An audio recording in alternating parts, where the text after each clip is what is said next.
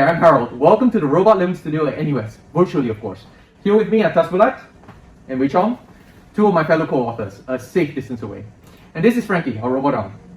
Together we are working on combining vision and touch sensing in a power-efficient, event-driven perception model. We're inspired by biological processing, which is asynchronous and event-driven. Information is not transferred or processed on a clock, but only as needed in the form of discrete impulses called spikes. So let's look at an example. As I move my hand, this event camera only picks up differences in illumination, and each pixel fires asynchronously.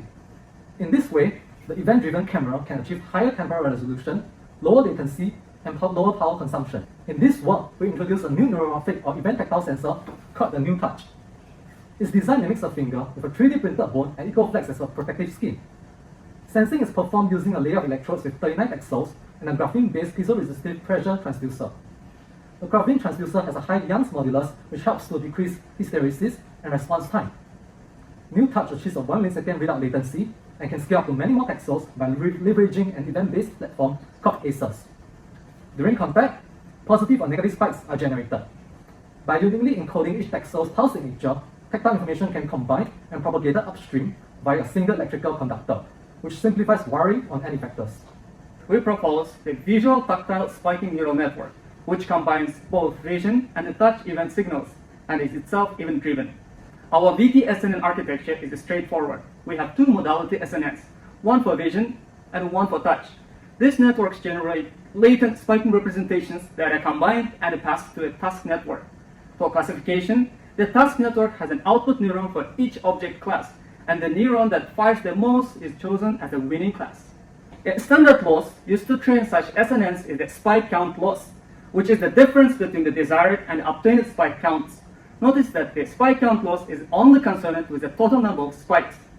With SNNs, we don't have to wait until the entire input sequence is complete, but can begin classification as soon as output spikes are generated. In this paper, we introduced a generalization of the spike count loss that incorporates temporal weighting by a function omega.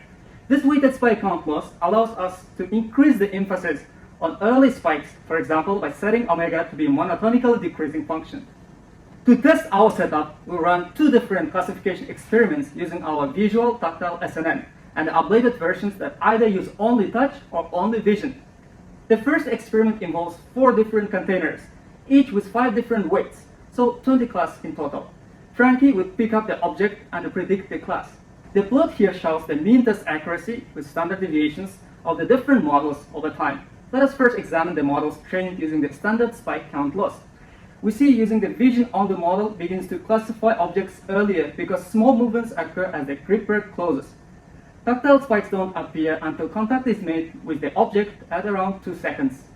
Although the combined visual-tactile model achieves the better accuracy at the end, it doesn't achieve particularly good early classification compared to the vision. This problem is rectified using our proposed weighted spike count loss, which pushes accuracies up in the early phases while sustaining overall end performance.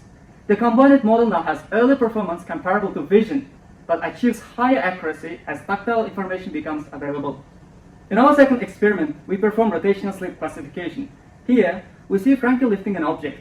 On the left, the object is stable. On the right, the object sleeps. We have slowed down the video because this all happens in slightly more than a tenth of a second, about the blink of an eye.